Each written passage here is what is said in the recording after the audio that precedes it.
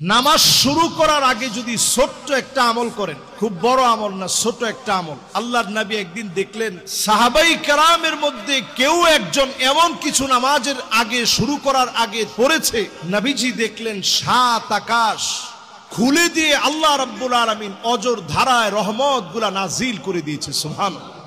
আল্লাহর নবী অবাক হয়ে গেলেন। নামাজের সালাম ফিরিয়ে নবীজি বললেন, তোমাদের ভিতরে কে এমন আছে এমন কিছু নামাজের ভিতরে তুমি পড়েছ, আল্লাহ পাক তোমার জন্য 7 আকাশের দুয়ার খুলে অজর ধারায় রহমত নাজিল করে দিয়েছে। কেউ হাত তুলে না। একজন সাহাবী হাত তুললেন, ওগো নবীজি আমি অতিরিক্ত 3টা বাক্য বলেছি, আল্লাহু আকবার কাবীরা ওয়ালহামদুলিল্লাহি কাসীরা ওয়া সুবহানাল্লাহি বুকরাতাও ওয়া আসীলা।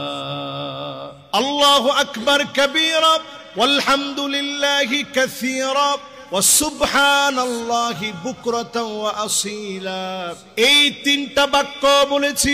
আল্লাহর নবী বললেন, আমি যখনই দেখেছি 7 আকাশের দুয়ার খোলা হয়ে গেছে, অজর ধারায় আল্লাহ পাক রহমত নাজিল করতেছে, আমার বুঝতে বাকি নেই আমার সাহাবীদের মধ্যে এমন কোন একটা আমল হয়েছে যার কারণে মালিক খুশি হয়ে গেছে।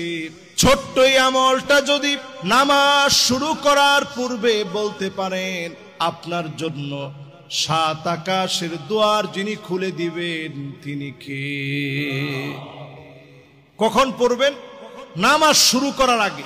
ইমাম সাহেব তেলাওয়াত করতেছেন, আপনি এসে দাঁড়িয়েছেন, মনে মনে ছোট্ট করে পড়ে ফেলেন, আল্লাহু আকবার কাবীরা ওয়ালহামদুলিল্লাহি কাসীরা ওয়া সুবহানাল্লাহি বুকরাতাও ওয়া আসীলা। সহজ না কঠিন? আমি একটু চুপ থাকি, আপনারা বলেন তো দেখি 1 নাম্বারটা কি?